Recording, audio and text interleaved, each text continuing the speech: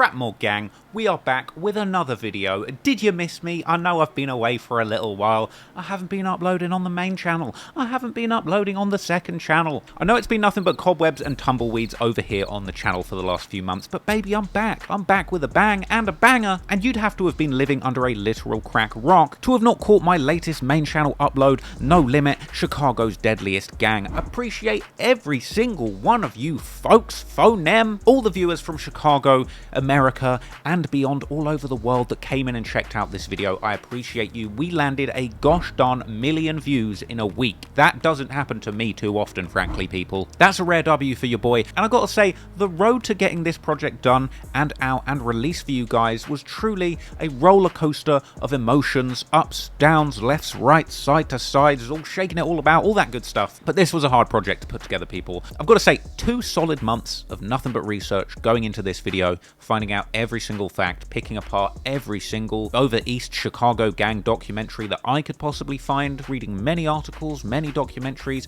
Shout out my homeboy Cormac and Sam who helped me get the information to make this video a reality, and an enormous shout out to my editor Camille, the MVP, the true GOAT, the greatest of all time, for helping me put this thing together in good time. It's insane that we even got this thing done, full stop. 3 hours, 9 minutes, and 40 seconds. Hell, there's a few more minutes of content if you watch it uncut over on patreon.com/TraplawRoss, which I recommend you should do if you're over 18 and you can handle grisly, gory details, as is the case in these sorts of gang documentaries. But yes, people, the new upload's finally here. I am back on the scene, and I am very pleased to be here. And I've got to say, I knew you guys had my back. There's been some very nice positive comments on the video, and it's truly warmed my heart to be reminded how much you guys appreciate what I do, which makes it really feel like all of that hard work is worthwhile. So let's have a little look, see, shall we? I saw this, saw the length, and legit said to myself, no, we will save this for the proper sit and listen. And that's the power this man's documentaries have, lol. Hey, I appreciate that, man. I'll be honest with you, I graft, I make these things for 3 hours. It's hard for me to even imagine people on the other end watching them. Obviously, I know a lot of people watch them. Hell, the view count speaks for itself. I know people are watching these things, but it's often hard for me to comprehend that people are even sitting there taking these things seriously, and it's nice to read things like that, to be honest. This took me 2 days to finish watching. It's such a fantastic piece. The research, the storytelling, the total unbiased, respectful perspective that neither glorifies nor villainizes all the people involved. Some of your best work by far. Appreciate that, Snowflake. The fact these young men and teenagers are putting out all of this information about their illegal activities, so much information that a journalist, blogger, researcher is able to produce a 3-hour documentary, is crazy to me. It's crazy to me too. A lot of people hit me up, a lot of people get on my case like I'm the police, like I'm the private investigator taking people down. I'm just on social media looking to learn what people are up to, what's going on, what's the story behind some of my favorite music, and it is pretty crazy that there's enough going that I can make a whole 3-hour documentary. It's crazy how in 2012 me and my homies was blasting Chicago drill, not knowing all this shit was 100% true and truly a war.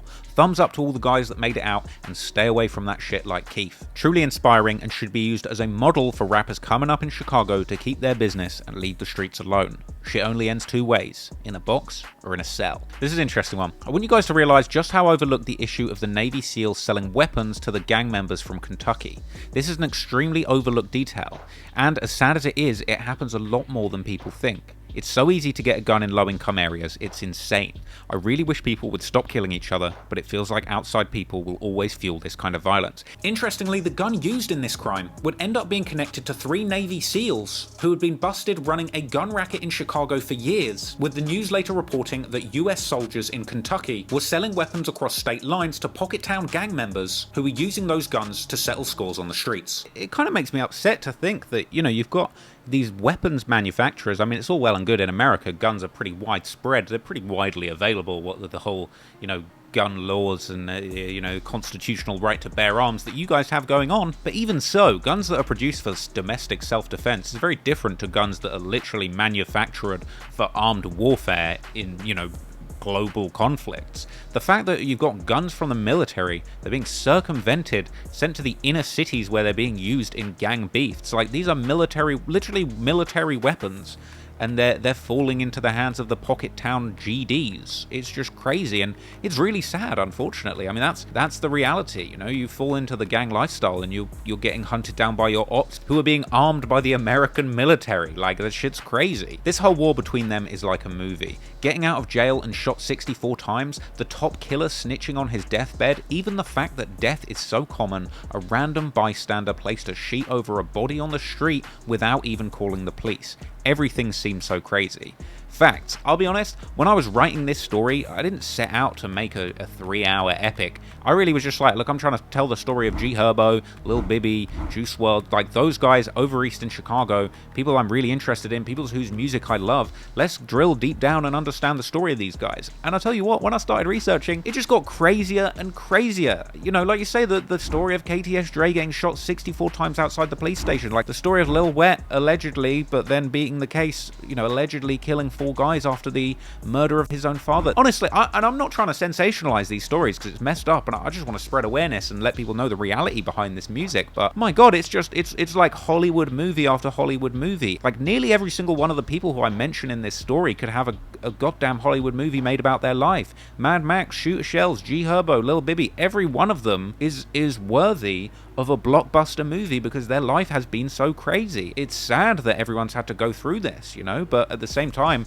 it's an undeniable once in a lifetime, once in the entire world situation that went down over there in Terrortown in Chicago. And I write and I research these things and I'm jaw on the floor. Like, I knew about Mad Max from some of G Herbo's lyrics, other videos that I'd seen. You know, I started learning about the deathbed confession, the interrogation footage of Hell Rel, finding out that he's facing a homicide. I just couldn't believe what I was seeing, and I just kept pushing forward, putting this documentary together. And you know, now I'm seeing you guys responding, and your response is not dissimilar to mine when I found out this information. It is crazy. Your ability to tell these stories and break them down in chronological order is second to none. It's amazing how you've carved your own lane in the game and a unique spot. Appreciate you. Dog, it's so crazy finally hearing the backstory to all the music I came up with. I'm the same age as Herbo, and all of this hurt and pain, man, I feel him.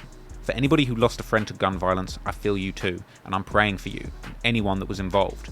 It is very sad. I got nothing but sympathy for everybody who lost a friend or who lost their life to this situation, and I got nothing but prayers for everybody on all sides of the situation, everybody innocent, everybody involved, just to rest in peace, and I just hope this cycle stops. A lot of people hit me up with the critique of like, oh, you know, you're just making stories off the back of all these gangs and all this sadness. Like, yo, I'm talking about real life situations that are messed up happening in the world right now that shouldn't be happening. You know, these are some of the saddest stories. These are some of the craziest stories coming out of Chicago, which is one of the most dangerous cities in America. And it's just crazy. You know, people deserve to know about this. And if we don't have an understanding of these situations and what people are going through, how are we ever going to fix this? How are we ever going to improve as a society? It depends how you want to look at it, whether you think the government's responsible, whether you think the gangbangers just need to fix up, or whether you think the music's responsible. No matter what it is, I personally think the politicians and the financial deprivation has a lot to do with what's going on in these areas. But if we don't understand it and pick it apart, we're never going to have any progress. Bro,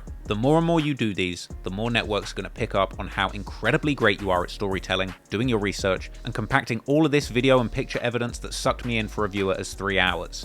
Unbelievable, Ross. Not the first time this has happened, but I'm sure it won't be the last. I watch you more than I watch No Jumper, Vlad, Ack, BTWF, which one's that? Budden, AMDWOG, there's a lot of people here I don't even know. And the fact that you make versions for both YouTube and Patreon, just brilliant, mate. I appreciate you, Joshua Santel, my G. I hate what my people are doing to each other. The levels in Chicago are insane.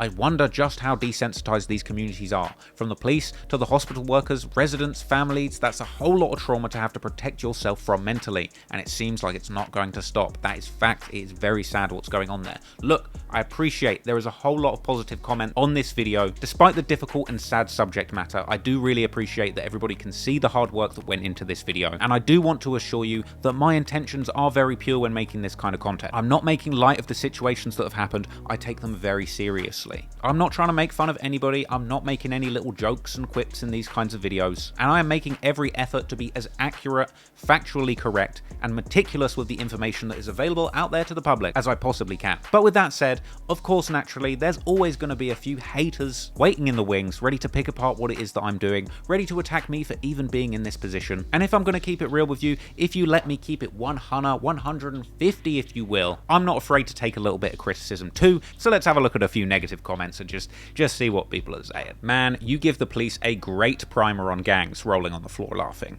I think there's going to be a few people in here calling me the police, a few people saying that I'm responsible for people getting arrested. Now, one of the funny things that I often find with these sorts of videos is that a lot of the negative comments aren't necessarily aimed at me, but almost kind of racist people, sort of trying to get at like the people in the video or like the people in the area that I'm talking about. I do get quite a lot of these comments. I personally completely disagree with them. If you know me and you know my content well, you'll know that my kind of position is that I really believe that a lot of the problems in these areas are really being caused by the government, the local authorities, the people in charge that have essentially just left a lot of these rundown inner city areas behind. You know, they've just let them fall apart. They don't address a lot of the problems that are going on there. They don't invest into these communities that need a lot of help, and naturally that causes people in these areas, young people, older people, children, to resort to other things, other ways of making a living, getting by, or just filling their time. And ultimately that leads to a lot of negative things, a lot of negative outcomes, death, destruction, and bad things in the community. I don't want that to happen. I don't like seeing that. But I personally think that blaming the music or blaming the people is pretty counterproductive, and it also really gives a pass to the people way at the top that are really in charge, that actually have a responsibility for doing something to help these communities, but the majority of them are doing nothing and just continuing to help the other people that are already at the top. But that's another story. But let's see one of these comments. A whole dollar for a murder. Yes, these black leaders definitely don't want what's best for the community. Gangs and street life is so trash. Life is trash to the have-nots, I get it, but streets is full of false prophets, and rap is their promotion, along with materialism and lust. Now look, Jeff Fort paying a young gunner $1 to kill a rival, yes, that really isn't a good example of black leadership within the community. And yes, a lot of rap and drill music is only concerned with materialism, lust, violence, and showing off. But at the same time, a lot of rap music, even drill music, is very aspirational. Someone like G Herbo is a shining example of how to make something of yourself in a legitimate way, how to get out of the streets and do something good, becoming a role model and looking after your family. But at the same time, I do kind of get the frustration when you've got people like Jeff Fort portraying themselves as community leaders, when really behind the scenes they're doing things to cause the death and destruction of their very own people. Stop these devils from telling our stories. Absolutely false. Oh, okay. White devil over here. Care to tell me which part was false? This guy says, phenomenal police work. Your honorary badge will be in the mail. I'm trying to get promoted to lieutenant after this video, frankly. Culture vultures everywhere. Post-dough, LMAO. If you're going to make money off dead people, you can at least pronounce their names right. I know you heard them pronounce it 1,000 times doing your week's worth of research on gangs like it was a Harvard paper. Okay, Slow Rogan. I knew people would be on my case about this, right? I know that the majority of the people in the video refer to posto as posto. Now, this ain't me getting it wrong. This ain't me mispronouncing it on purpose, me not knowing what I'm talking about. This is just my accent. With a Chicago accent, you would say pasto, like post. It's like pasto. They say get in the car. Pasto. Pasto, the pasto lit. You know what I'm saying? Juice WRLD talking about smoking on Katie Pecker pasto the most. I'm English. I wouldn't say posto. I wouldn't say posto. I say posto, like posto. There's examples of people calling him posto or people calling him posto. I didn't mean to. No disrespect was intended. But this happens to me a lot. I got a lot of shit when I did the Gangs of New York thing, the Woo versus the Chew. Or as everybody was telling me, you pronounce that wrong. It's supposed to be Cho. And then when you hear the New Yorkers talking about it in the actual New York, like Brooklyn accent, they're talking about Cho. And it's like Cho. It's like Chew. It's like Chew. They're saying chew, but in their accent, in the New York, Brooklyn accent, chew. It's like chew. I'm fucking chewing. I'm chewing up some food. I'm chewing the food. It's like chew. Just cut me some slack, man. Tomato. Water. Not water. Water. You understood what I was talking about. Wow, white people are literally obsessed with us. Flattered, I guess. I don't know what to say. People say this to me a lot. They're like, oh, you're obsessed with black people. I'm like, I've been obsessed with hip-hop my whole life, if that's what you're saying. I will admit, I'm obsessed with drill music. I think it's fire. I'm obsessed with drill musicians. I'm obsessed with drill artists. I got drill albums, I got songs, I got drill tracks. G Herbo and Rowdy Rebel's song Drill, I'm obsessed with. That song is a banger. I had someone remake the beat for the music video. What do you think that track in the intro of the video is? I had someone on Fiverr remake me the beat from G Herbo and Rowdy Rebel Drill because that track is so hard. White people obsessed with, I don't know if I would say I'm obsessed with black people. I just like hip-hop music. I've got videos about Eminem, I've got videos about Slim Jesus, I've got videos about Takeshi 69, and I've got videos about G Herbo. People throw the race thing at me a little too much, I feel, and it's not relevant. Funnily enough, somebody actually sent me quite the Instagram DM. Yo, I'm a big fan of yours, and I'm subscribed to your channel and everything you do. Truly amazing work. However, you do this one thing that annoys me and drives me crazy. In almost every drill video you make on gangs in various cities, states, and countries, you always make up some sorry, dumb excuses for the gangbangers that are involved in the stories you're covering. I understand that they come from a lower income, impoverished community with a lack of guidance and support, but how does that justify or excuse what they're doing? Let's use the East Side Chicago and the No Limit Gang as an example. There are many people from the east side of Chicago going through the exact same things as No Limit members. However, a lot of these people don't get involved in the idiotic things these No Limit gangbangers do. So how come people who are living in the same area and facing the same problems can avoid the foolishness, but No Limit gangbangers can't? Instead of making excuses for them, just call it what it is. The mindset and culture of the black community is what's driving young black inner city kids into this madness. I disagree. Stop blaming hunger and poverty, it makes no sense at all. I disagree. How does killing someone solve your hunger or poverty problem? It doesn't. These people are just living a mindset and culture that's been brainwashing them to act like this. Now, I don't agree with that. I do think to a certain degree, you could say that young people that have grown up in an area, take for example in the story of Shooter Shells, who grew up to become a killer after having both of his parents killed at a very young age, as well as his OG, an older figure in the gang who was actually supporting him and giving him some guidance, was also killed. You've got a young kid aged 11 or 12 who has essentially had everyone important that he looks up to in his life killed. So he's got no parental figures providing for him, no one to teach him the right things to do, no one to teach him wrong from right. Don't shoot, don't be a shooter, don't kill, don't drill. He doesn't have that. And he also doesn't have a support system as far as making money, going to school. I mean,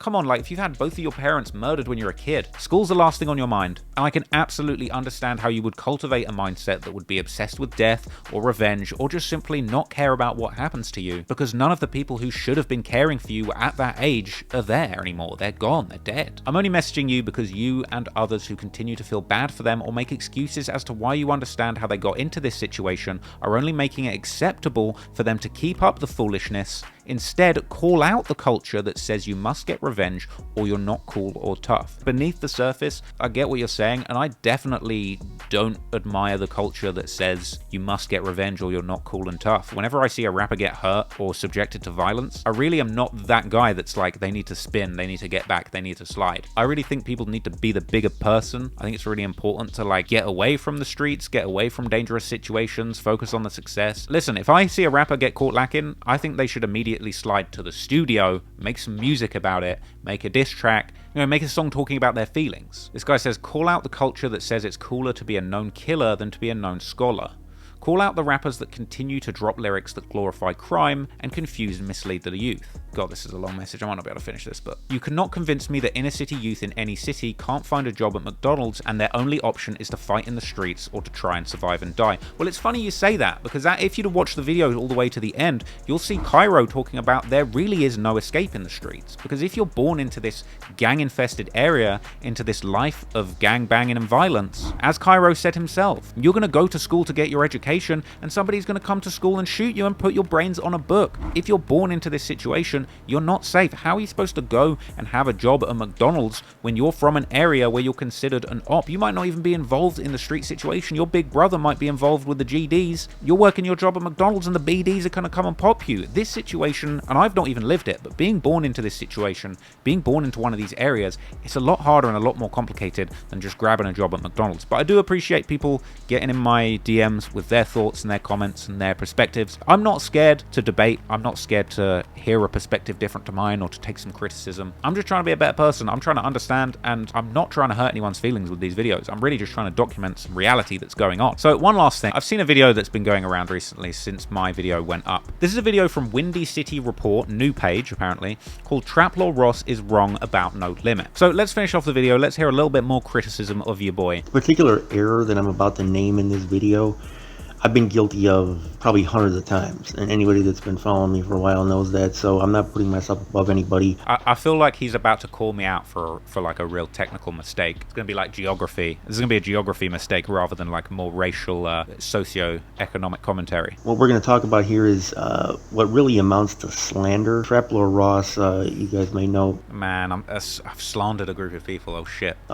In Europe, who does a lot of videos about Chicago and other urban gang war zones in America, and it kind of chronicles the violence that goes on there in conjunction with the music scene. Now, he puts out the disclaimer before the video that it's not, meant to glorify anything that's going on. But the fact is, a lot of the audience of these blogs we got to face the facts. Do look at this stuff in kind of like a glamorized, romanticized way. I do get this point quite often. I think it's a little bit unfair because it's almost like you're trying to have your cake and eat it too. You're sort of simultaneously acknowledging like, okay, Traveler Ross, he makes these videos and he kind of acknowledges both sides of the situation, the violence on the street, but also like the music industry, and the sort of like more legitimate escape route essentially for these artists who are living these dangerous situations, who want to get out of it through legitimate business, through making music about their experiences. I really try and film my videos with like perspective. That's why I constantly say things like in my FBG Duck video, like I have some sympathy for Duck's killers, the guys from O Block, purely because they grew up losing friend after friend,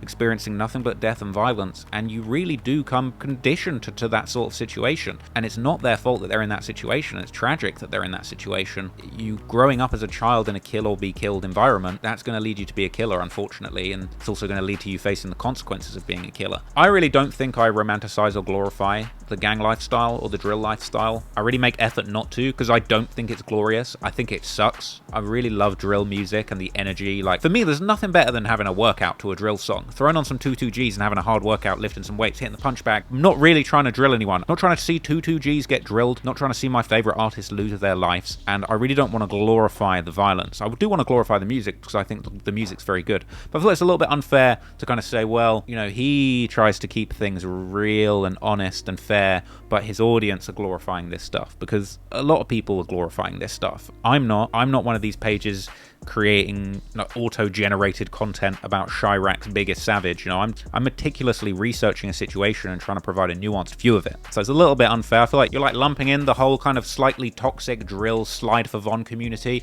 and then just dumping them on my doorstep. I don't think that's entirely fair, but let's keep going. And you can see this in like some of the comments that are made on the video itself. You can web pages where they comment about this. I think that's a bit unfair as well. I feel like the majority of the top comments are like very respectful, introspective comments. People saying, oh, it's so bad what's going on in the community, we need to do better, we need to focus on these things, or at least, you know, well done for going so deep into this topic and actually giving a detailed account rather than just kind of glorifying violence, bigging up people for doing violence and not taking a closer look at it. That's them though, and I would say probably the majority of people for whom killing and gangbanging and stuff like that would be a stain on the person's name. Like, you wouldn't want to go into a job interview and talk about how many people you've killed and how many guys you've slid on and how many stripes you've got in the streets. That's kind of a funny point. Traveler Ross and like all of his fans, they're all glorifying gangbanging. They would go to job interviews and brag about how many bodies they have. Like, let's be real, okay? I've been hiring a new editor at the moment. I didn't ask how many bodies any of them had.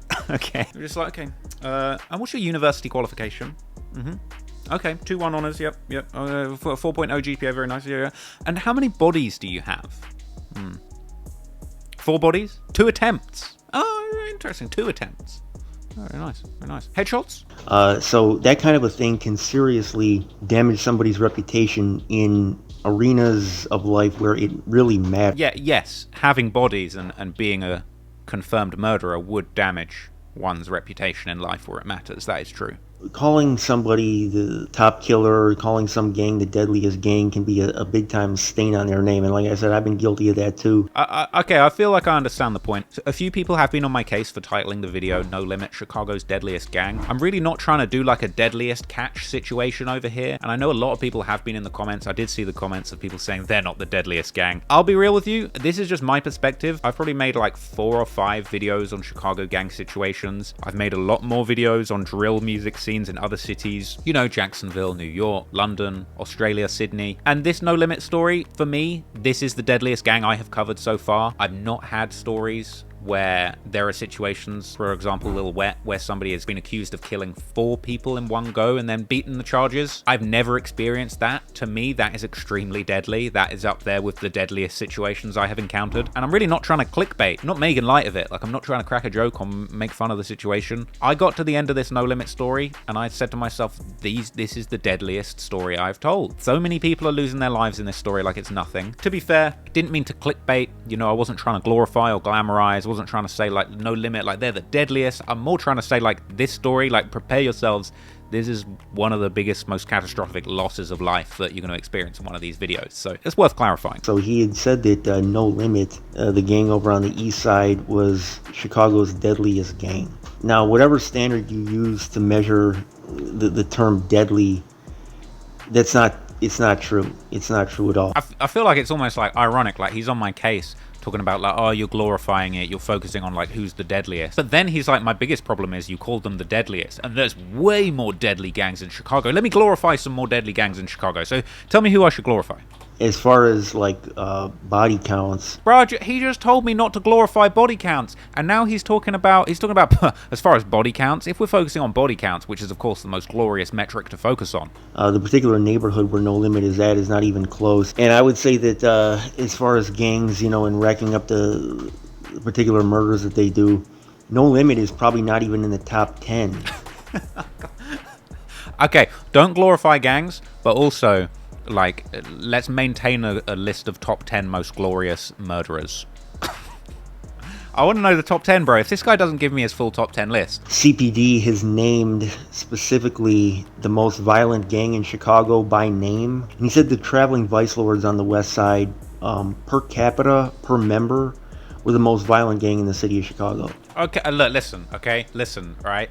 Windy City Report new page. I'll give you that, okay? My assessment of No Limit as Chicago's deadliest gang, that was based on my own opinion of stories I've covered and deadliness I have encountered thus far. But what is it, the Vice Lords? Jesus, what is it? This is an 8-hour, 43-minute film on the traveling Vice Lords. I'll be honest, I'm missed a 3-hour video on gangs, but even I ain't got time for this. But I'm gonna check this out another time, okay?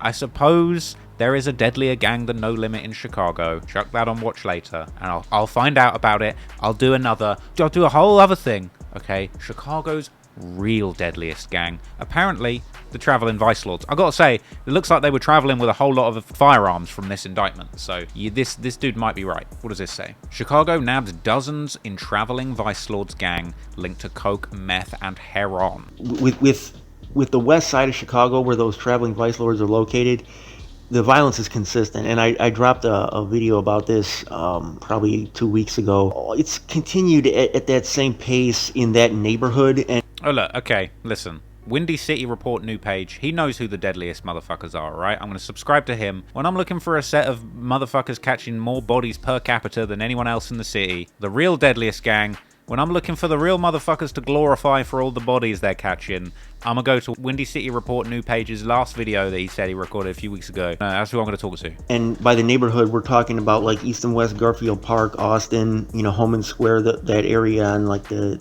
middle west side. That's consistently been the most violent area of the city. I do feel like comparing areas based on what's more violent, that to me seems like glorifying the violence personally, but 290 is the Eisenhower Expressway that runs through the west side, from the western suburbs to the west side into downtown, and they call it Heroin Highway. The stops that you get off at along that highway are big drug spots. And I remember there were some houses there, and there were like these black teenagers sitting on the front steps of the houses. Cars would pull up, okay, and the teenagers would come up off the steps, come down to the cars, and I could see when the guys would reach out of the car, these were like middle-aged white guys in business suits, or like shirts and ties, like clearly working some type of professional job, making transaction with these black teens in Maywood. This is like the kind of thing that you see all over the west side, man. And you could really post up on any block off that 290 and you're going to see something like that. This guy's giving us the whole blueprint, man. He's talking about telling me exactly where to sell the dope, the 290. He give me the whole blueprint to go and join the goddamn traveling Vice Lords. I know exactly what spots to travel on now. About to travel all the way down that 290 and make some cash. This is what like a lot of the guys are doing nowadays, which is like mobile drug dealing. And you can see this on Facebook. They'll advertise right on social media, and you might say, well, that's self-snitching, but there's so much of it that it really doesn't get hawked down like that by the police. He needs me. I feel like he's talking about me, saying, you're talking about self-snitching with these West Side gang members, you know what I'm saying? It's all on social media. The police haven't got it yet. I thought I was the police. I might have to go and check out some of these West Side gang members' social media, man. Maybe this guy can send me some links. Out west, there's so much money. I interviewed one time a West Side gang member about this. I asked him this question. I said, why is the Harrison district, why is the West Side so much more violent than the rest of the city? He said, there's a lot of money on the West Side, and there's guys out there who really are making millions, and I'm not exaggerating. Sounds like you're glorifying them to me, to be honest with you. You're talking about making millions of dollars in the dope game. It sounds great. Sounds brilliant. Glorifying it. You know what I mean? It sounds like the big difference between the guys over east and the guys on the west side doing all of this stuff that you say are the most deadly gangs is that these guys aren't making any music about it. They're not on my radar. And quite frankly, if there aren't any drill bangers coming out of the Traveling Vice Lords, I don't really want to hear about it because I am here for the music at the end of the day, despite what a lot of people say. So, where there's money to be made, there's blood to be paid, and I like that phrase though. When there's money to be made, there is blood to be paid. a lot of death, man. Because in the legitimate business world, when you got an issue with somebody, you sue them. In the streets, when you got an issue with somebody, you kill them. In Garfield Park, I remember last time I checked the stat was in like 2016, 2017. One full percentage of the population in that neighborhood got shot in that 1 year. Damn, 1 full percentage of that neighborhood got shot in a year. So it's saying like this whole neighborhood, like 1% of them got shot. Like you go outside, you basically got a 1% chance of getting shot. Like you're rolling the dice. Basically every day, didn't get shot. 1% bad luck, ooh, you got shot. I don't like those odds, frankly, and I'm not a gambling man. I had a female student, her house was broken into, and she says the cop showed up to the house and asked what it was about. Her mom said it was a break-in. He said, I got 3 dead bodies around here, and you're calling me about a break-in? That's crazy, man. They're calling the cops to come and help with a break-in, and the cops are saying, I got 3 dead bodies. Why are you even calling me? Why are you wasting my time with this measly break-in? Someone breaking into your house. You'd be better off staying strapped and popping anybody that walks through the door, because then at least they'll come and do something about it, and you'll probably keep your stuff. I'm not condoning violence, not glorifying violence, but if you live in that neighborhood, you might want to keep the strap. This was like, they didn't even have time for it. That's the type of neighborhood it is, man. Now, the east side, where NLMB is from, it's not like that. It's bad. Don't get me wrong, like, it's bad. But if you look at a map, and I'm going to put up the map here of the shootings in Chicago, you can see that's not the hottest spot, or even close to it. I mean, people lie, but numbers don't. Bam. Listen, right, I can take an L. And if on the numbers, if on the scoreboard of bodies, which apparently is the most glorified way of measuring a gang's deadliness, you know what I'm saying? Maybe I was wrong. Maybe No Limit isn't Chicago's deadliest gang. For me, as far as the gangs and the stories I have covered, it is the deadliest I have come across. But hey, as my man, Windy City Report new page has told me, apparently they're not like that.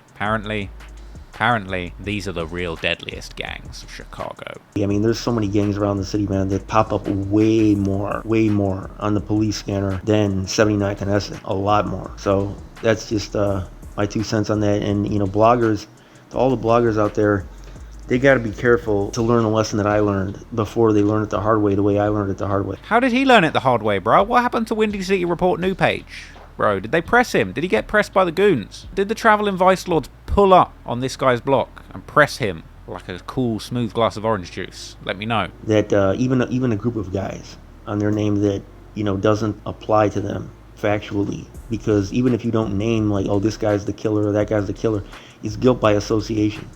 If you say his gang is the deadliest gang, when he walks into a room and claims that gang, people are going to instantly connect those dots. Hopefully people won't take that as facts, because it's not, and not gas and glorify this up, which is sad. That's probably the bigger reason why I even stopped doing that stuff, because just the fanned out attitude that a lot of people had about, like, killing. And when you know the kids personally, the guys that have been killed, you can't look at it like that. You just can't.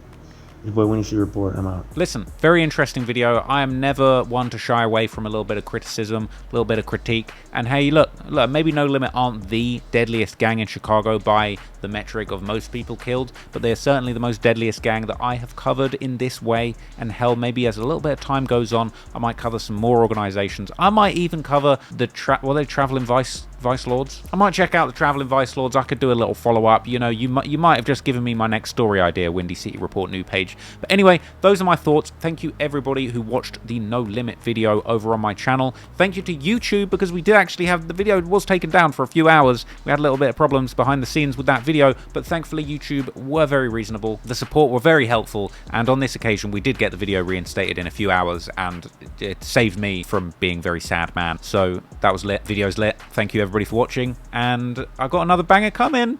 It might be coming a little bit quicker than you thought. Might already be out by the time this drops. It might actually. So you might have seen another video having already dropped. Appreciate it. Catch you in the next one. I'm going to be more active on this channel. Trust.